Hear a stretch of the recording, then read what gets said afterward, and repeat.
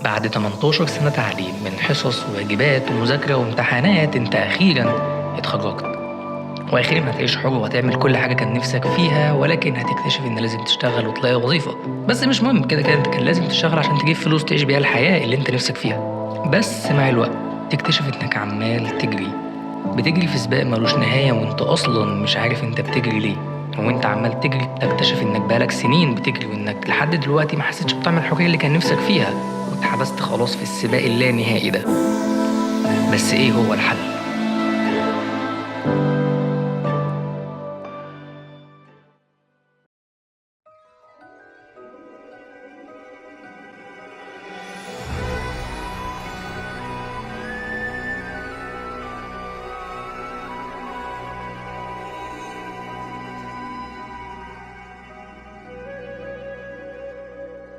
بس انتوا عارفين المشكلة بجد فين؟ ان احنا كنا بنتدرب للسباق دوت من زمان جدا، من واحنا صغيرين ما كناش واخدين بالنا اصلا. من صغرنا بنصحى بدري جدا 7 أو 6 كمان، وبنروح المدرسه من الحد للخميس بدون اي استفاده حقيقيه. كنا فاكرين ان احنا لما نكبر هنصحى براحتنا والموضوع هيبقى ألذ وكده، ولكن لا، احنا كنا بنتهيأ للي هيحصل ده كله، ماشيين في طريق فاكرين ان ده اختيارنا، ولكنه الطريق الوحيد اللي محطوط لنا اصلا. لا، وكمان كنا بنجري فيه واحنا صغيرين برضه. كنا بنجري في المدرسه علشان نطلع الاوائل، وكنا عايزين نطلع الاوائل عشان نخش كليه حلوه ونتخرج منها ونبقى شغالين حاجه احنا بنحبها ومكانه اجتماعيه كويسه، وفاكر انك خلاص هترتاح زي ما وعدوك. ولكن بتكتشف ان السؤال بتاع انت نفسك تطلع ايه لما تكبر، وايه شغفك والحاجه اللي انت بتحبها، كل ده بيتغير وبيتحول لسؤال انت ازاي هتجيب فلوس من اللي انت درسته ده. ومش فلوس عاديه، لا، بسرعه وكتير كمان. انت عملت ايه في الامتحان؟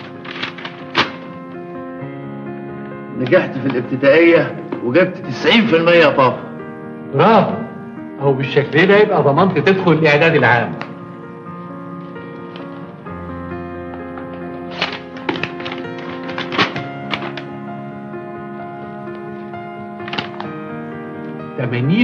في الإعدادية؟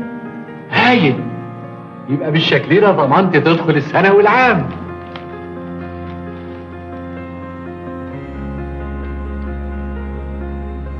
الله، انت بتعمل كده ليه يا ابني؟ بذاكر في ثانوي علشان اقدر اجيب مجموعة وادخل الجامعة، وبذاكر في الجامعة علشان اعرف اجيب تقدير واتوظف، وبتجدعن في الوظيفة علشان يزيد مرتبي واترقى، وبدور على شغل بعد الظهر عشان اعرف الاقي سكن واتجوز. تعبت يابا ومفيش فايدة. وبس يا سيدي، مبروك عليك، انت دخلت سباق لا نهائي هتفضل تجري فيه طول عمرك، تشتغل شغلانات مش بتحبها ومع ناس مش طايقها، وبتستنى بس يوم الجمعة علشان تشم نفسك فيه، وهتفضل جاي على نفسك طول السنين دي بس علشان الفلوس.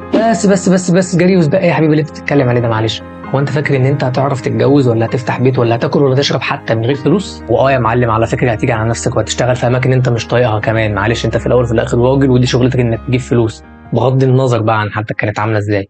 انا ما عنديش مشكله اتعب علشان نفسي وعشان الناس اللي بحبهم وافتح بيت وكده، ده كده طبيعي. بس انا مش عايز اكون مكنه ATM وبس، مش عايز اكون معرفش اي حاجه عن ولادي وبيتي، ولا هم بيجوا يحكوا لي اي حاجه اصلا، ان انا بالنسبه لهم فلوس بس. لو احتاجوا حاجه بيجوا يطلبوها مني، وعارفين ان وقتي كله للشغل. وحتى لو قاعد معاهم في يوم اجازه مثلا زي الجمعه، فانت نفسيتك اصلا بايظه، مش قادر تسمعهم، انت موجود بس مش موجود، وكل اللي انت عايزه انك عايز تنام. الفلوس مهمه ولكنها مش اهم حاجه. وانا بدرس في الجامعه كنت بشتغل، وما كانش عاجبني النظام اللي حياتي ماشيه بيه وقتها، فعملت فيديو من فيديوهات رحله ال100 يوم بسال فيه صحابي عن ليه لازم يكون الشغل كده، الجمله اللي دايما بتتقال لنا، وعن برضه ايه الحاجه اللي لازم تكون موجوده في الشغل عشان يكملوا فيه، ودي كانت ردودهم. اكتر حاجه لازم تكون موجوده في الشغل فلوس، مدير كويس ايا كان عشان نكمل فيه. لا، الزملاء عموما يعني، حتى لو المدير وحش، حتى لو الفلوس، لا الفلوس لازم تكون غاليه يا جماعه. اكتر حاجه تخليك تكمل في الشغل يعني فلوس، الزملاء، المدير بتاعك. لا، في حاجه افكر فيها الفلوس. كمان شغال في بيئه، لا والله بجد ماشي، كمان شغال في بيئه كويسه. ايوه، الناس فيه تعاون، يعني التيمز نفسهم كويسين، بيعرفوا يتعاملوا مع بعض، تقدير، ولاد ناس بيحبوك. خلاص، تحتاج ايه تاني؟ الفلوس مش هتشتري لك محبه الناس، ولا هتشتري لك الراحه في الشغل. ايه بقى الكلمه بتاعت هو الشغل كده؟ لا الكلمه عارف انت الكلمه دي بتستفزني، هو الشغل ممكن حد يفهم هو الشغل كده، معلش دي كلمه شغل معلش. مبدئيا خالد بشاره ده كان يقول لك قوه الحياه لاي شركه او لاي نجاح في الدنيا هم الناس، وانت استثمرت في الناس صح هتديك نتائج صح. يعني هو كان مسك راسكم قبل نجيب ساويرس كانت على الارض، على الارض طور شويه موظفين بقت راسكم اللي احنا كلنا. ايه اكتر حاجه بقى لازم تكون موجوده في الشغل عشان تكمل فيه؟ تكييف. كله اجمع انه لازم يكون مبسوط وشغال مع ناس بيحبها علشان يكمل في الشغل دوت، ولكن لما تيجي في الواقع بقى بعد الجامعه والجيش والكلام ده كله تكتشف ان كل ده غلط وان الماده هي اللي بتحكم للاسف. بس انا مش هقبل ان اعيش حياتي كده، ولو انت زيي فانا جايب النهارده سر ياباني هيطلعنا بره السباق دوت، وهو الايكيجاي.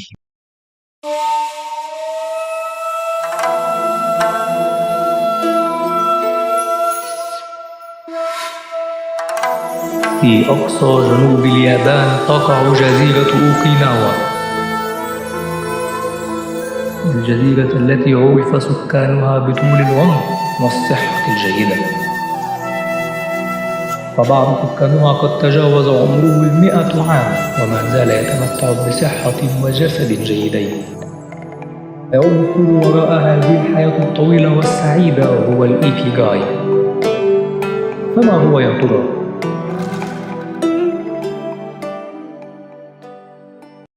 كلمة إيكيجاي بتنقسم لجزئين، إيكي يعني لايف وجاي يعني وورس، يعني لايف وورس، أو من الآخر السبب اللي بيخليك تصحى من النوم كل يوم، زي شغلك كده اللي أنت بتحبه فبتبقى عايز تصحى من نومك الصبح علشان تروح. ما بيحصلش ده عندنا انا عارف. طيب ازاي تعرف الشغل دوت او ازاي تلاقي الايكيجاي بتاعك؟ والايكيجاي بيتكون من 4 حاجات، حاجه انت بتحبها وعندك استعداد تشتغلها طول حياتك من غير زهق، في نفس الوقت انت شاطر جدا في الحاجه دي والعالم والناس هتستفيد منها ومحتاجاها فيقدروا يدوا لك فلوس مقابل الحاجه دي وانت كسبت فلوس في الاخر. يعني حاجه انا بحبها شاطر فيها العالم محتاجها هاخد فلوس مقابل الحاجه دي، هو ده الايكيجاي بتاعك. عن نفسي انا بحب اساعد الناس، بابليك سبيكينج ولايف كوتشنج شويه، بحب الفيديو اديتنج جدا، المونتاج وازاي تقدر تخلق قصه من خلاله، بتفرج لهم على افكار جديده كتير. فالايكيجاي بتاعي هو صناعه المحتوى، حاجه بحبها شاطر فيها نوعا ما، وفي ناس بتحب المحتوى دوت، فمستقبلا ان شاء الله هيبقى في عائد مادي يعني مقابل الفيديوز ديت. فتنساش تعمل لايك علشان نوصل للمرحله اللي فيها العائد المادي. لو قعدت مع نفسك شويه وكتبت حاجات انا بحبها، حاجات شاطر فيها، الناس محتاجه واقدر اخد منها فلوس، هتلاقي ان انت عندك حاجه بتحبها وهتموت وتشتغلها. بس احنا بنخاف لا نفشل ونكون ضيعنا وقت على الفاضي. ولو قعدت مع باباك او اي حد كبير عامه هتلاقي ان هو كان عنده الحاجه اللي شغوف بيها جدا وبيحبها، ولو كان كمل فيها كان زمانه في حته تانية خالص. طيب انت دلوقتي لقيت الايكيجاي بتاعك وعرفت ايه الحاجه اللي انت بتحبها، مبروك عليك انت في نص الطريق. وانت هنا واحد من 2 ما لهمش تالت. الاولاني واحد اوريدي شغال عنده وظيفه ومش لاقي وقت اصلا علشان يعمل فيها الحاجه اللي بيحبها، وهنا هيطبق نظام البارت تايم ايكيجاي. وانت هنا عندك فول تايم جوب، وظيفه شغال فيها من الساعه 8 للساعه 3 او للساعه 5، من الساعه 5 لحد ما هتنام مثلا. انت شغال على المشروع بتاعك او على الحاجه اللي نفسك تشتغلها وبتطور نفسك فيها، ده لو انت بتخلص الساعه 5 يعني. اما لو انت لسه ما اشتغلتش وقررت انك تشتغل على الحاجه اللي انت بتحبها، فانت لازم تتقبل فكره انك هتبتدي صغير وتنسى الماديات دلوقتي خالص، ولازم تحرر نفسك من صوره الناجح اللي السوشيال ميديا بتصدرها لينا، وتستمتع بالرحله وتفكر نفسك دايما ان على المدى البعيد التعب ده كله هيجي بنتيجه، لانك في الاخر شغال الحاجه اللي انت بتحبها فعلا واللي هتديك الحريه الماليه في الاخر او التحرر المالي، ومنك تبقى راجل برنس كده ايه مش همه حوار الفلوس دوت اصلا. مثال برضو الفيديو دوت وانا بعمله ما فكرتش خالص في الفيوز اللي هتيجي وهيجيب فلوس اصلا ولا لا، بقى هو الفيديو اللي هيعمل بوم طخ في القناه والكلام ده كله، لا. فكره جات لي قعدت كتبتها، سكريبت عجبني، هيتصور ازاي، المونتاج هيكون ازاي، الرحله او البروسيس عامه بتاعت الفيديو انا بحب ده، انا بحب صناعه المحتوى، فصناعه المحتوى عامه هي الايكيجاي بتاعي، ففي الاخر ان شاء الله هيبقى عليها عائد مادي يعني، حتى لو ما بقاش عليها عائد مادي فدي ستيل دي الحاجه اللي انا بحبها، بس لازم يبقى عليها عائد مادي. اعملوا لايك. فايوه انت علشان تهرب من السباق دوت لازم تدور على الايكيجاي بتاعك، الحاجه اللي انت هتشتغلها طول حياتك وانت متحكم فيها ومبسوط ومستمتع وبتدخل لك عائد مادي. فانا ان شاء الله هرجع اعمل فيديوهات تاني في محاوله مني للهروب من هذا السباق اللعين، فما تنساش تعمل لايك وشير وسبسكرايب لو انت على يوتيوب، وبس كده. سلام. وحشتني جدا سلام دي.